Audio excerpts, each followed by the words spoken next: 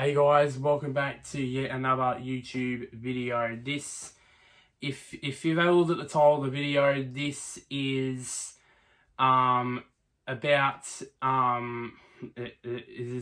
this is my honest opinion about the movement of now former Bomber Joe Daniher moving to the Brisbane Lions. I've worked very hard all day gathering all the information I need for this. All today. So let's get this started straight away. So, what my honest opinion? What were my opinions? The question. It was probably questions are: did I expect it? Were you surprised by it?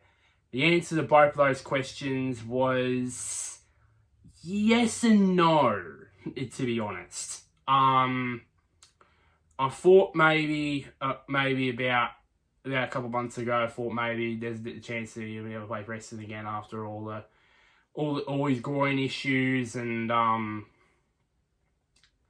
then of course the old I think it was a hamstring injury that he had. Even John Worsfold had a joke about, when will the current situation, and I can't say, apparently on YouTube I can't say what it is, or find a vaccine for it, or for this, you know what, or will Joe Daniher will return? And he did return this year in 20, I think it was against Hawthorn. He took a long time to get to groups, but he did in the second half in that game, kicked 4 in that miracle comeback. In this miracle comeback in the second half, I should say. Then it sort of went downhill from there. But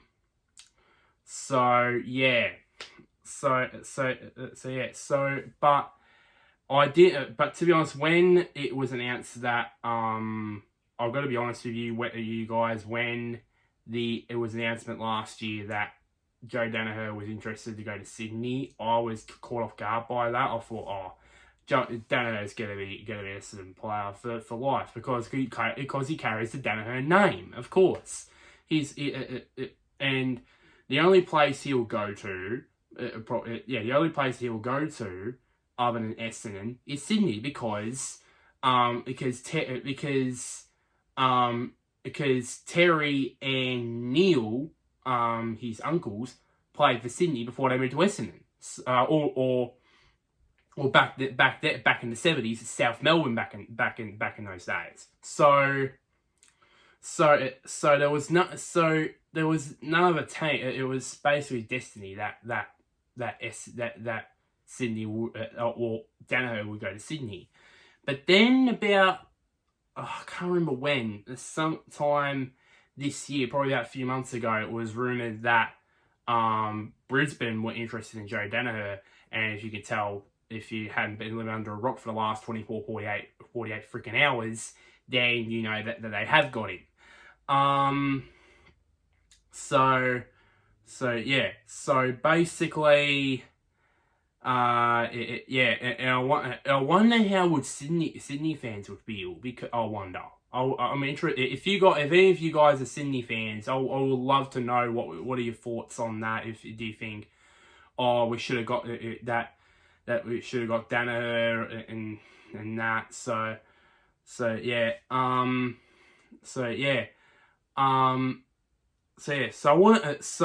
with Daniher gone, I want to lead you through some stats real quick. So I've worked pretty much all day to try and get these sorted out here.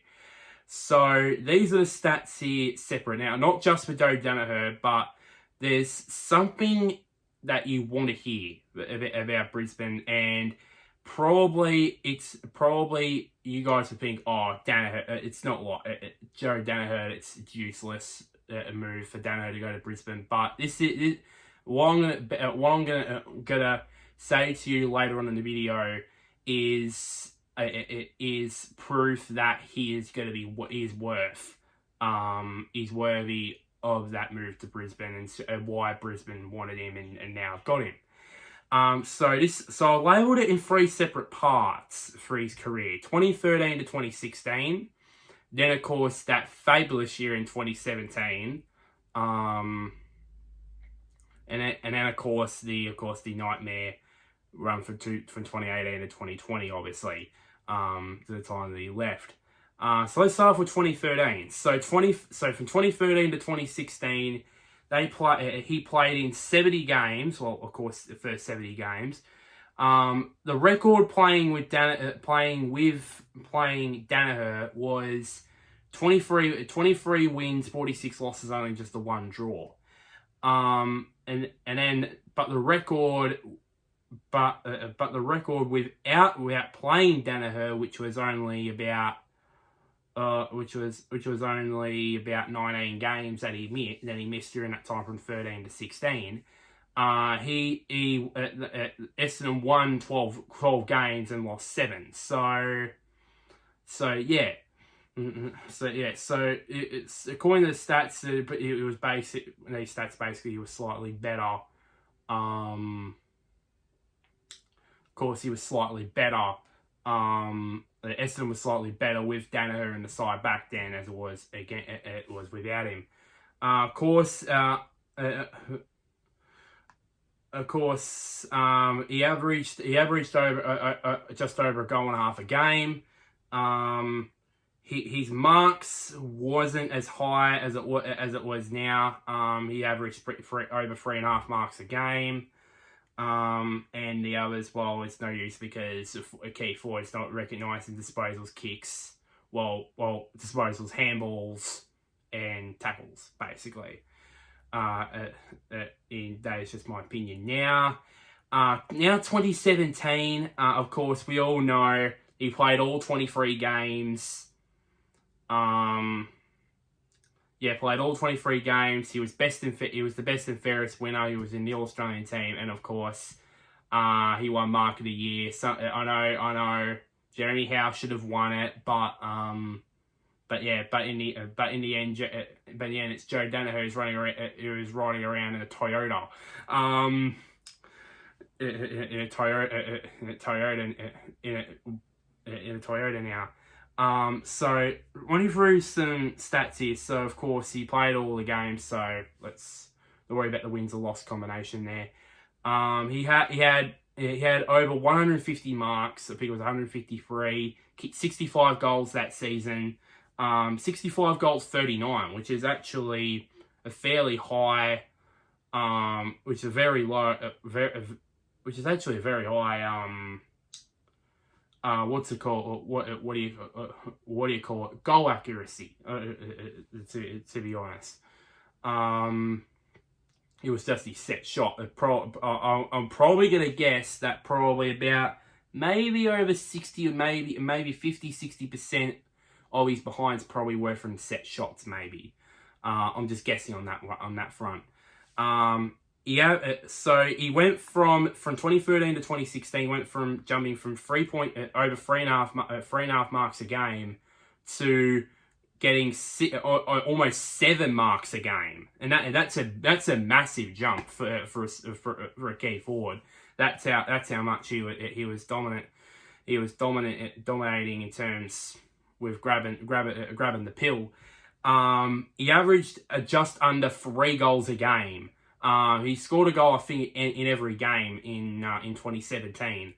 Averaged exactly 16 disposals a game. Not useful, as I said, because he's a key forward. He's not like a midfielder, to be honest. So yeah, and you can see here he averaged about just under 2 behinds a game. So that's not bad. That's not bad for a key forward. Now, if you're wondering when does the stats start to go downhill, this is now. 2018 to 2020, of course, the end part. So he played 15 games for the last 3 years, of course, dominated by, of course, groin injuries, and then, of course, the hamstring injury this year, as I said. We played, out of those 15 games we played with Daniher, we only won 5 games. Most of them were from 2019. I think we won only 1 game with him this year, and one game while he was in the side. That was in that Hawthorn game, and then of course the other 2 wins were of course from 2018.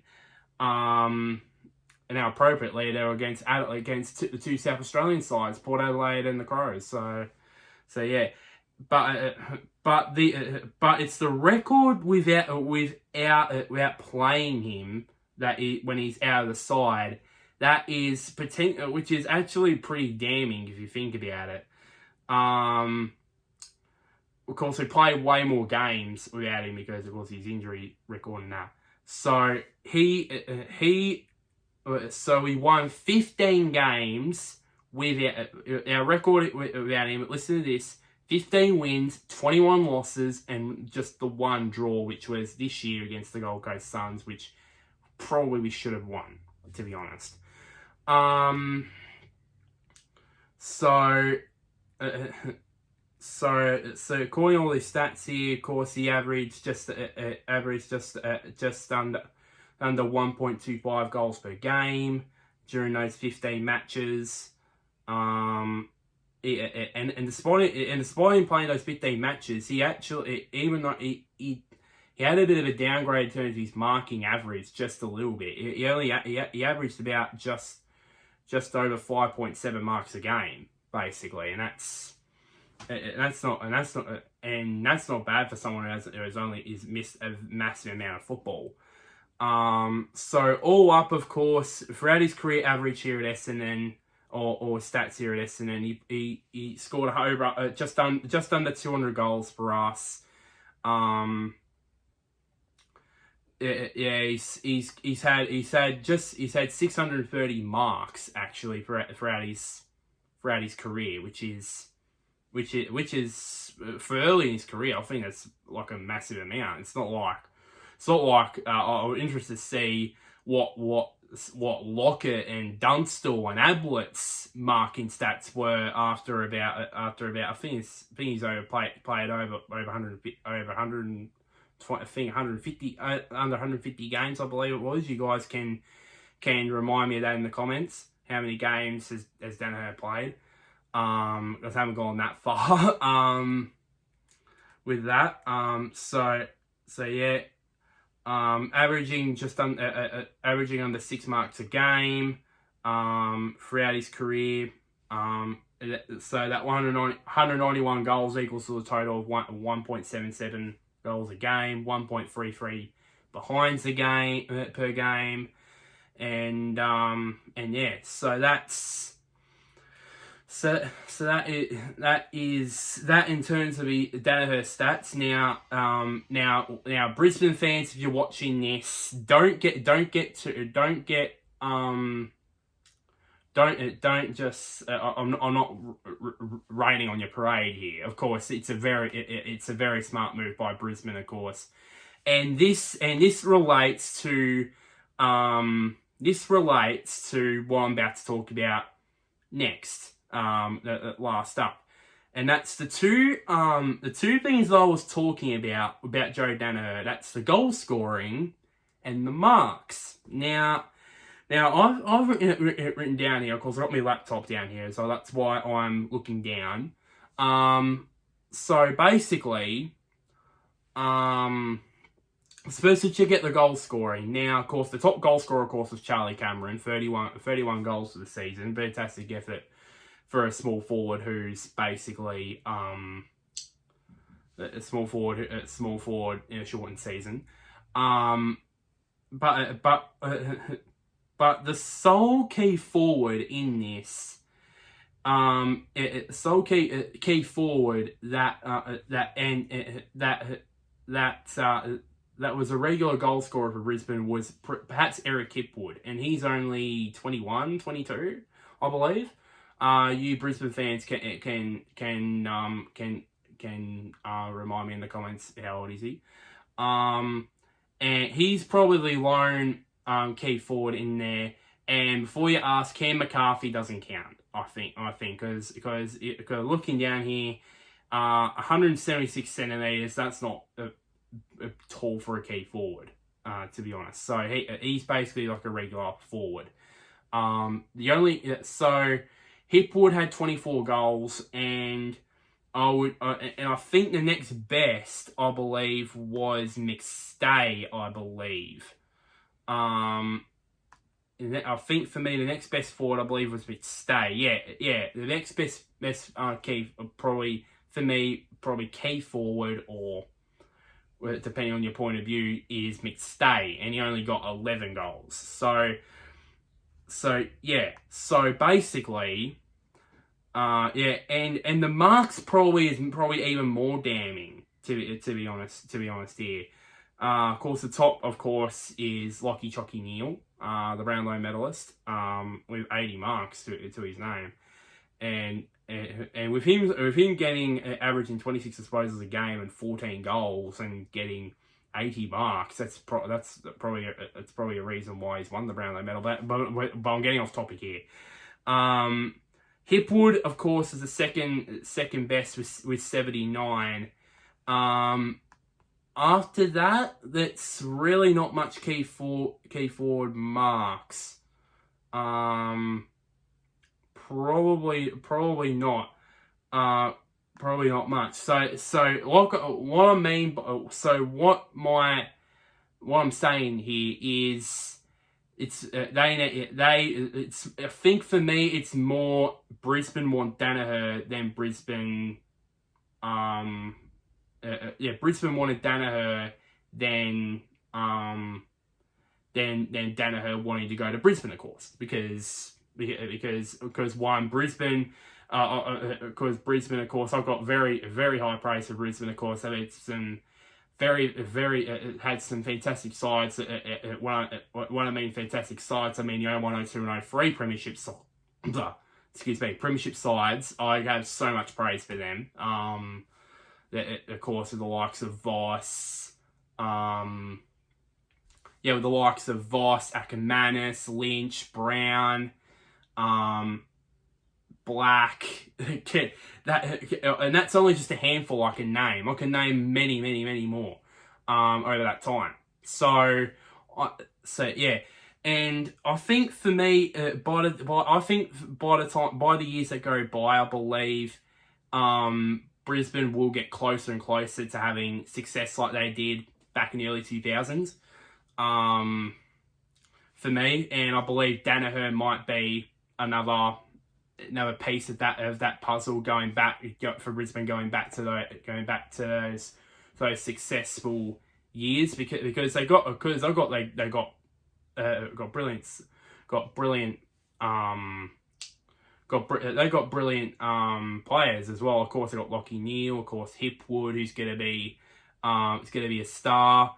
They got veterans in of course in Daniel Rich, and also the youngster, and then they got a young midfield that's probably, hopefully, will be the best midfield in the competition in the next couple of years. Of course, in McCluggage, Berry, Lions, just endless basically, endless talent over at Brisbane, and I hope that they will be successful in the next couple of years or so. So that is basically it for this video. Chuck a like down there somewhere, something like that. Comment down below. What do you think you should comment down below? Where do you think Brisbane will fit? For all your Brisbane fans, where do you think you're going to finish? Do you think you can be premiers next year? Do you think they'll finish top 4, top 8? Comment down below what your thoughts on. What do you think your Brisbane side will finish? And one more thing, just click that big red button there, which is written subscribe, of course. Yeah, it will help me out a fair bit. So yeah. So yeah. So of course, so the next video will be soon, as you probably will think, but you'll probably find out soon. But until then, I'll see you guys later.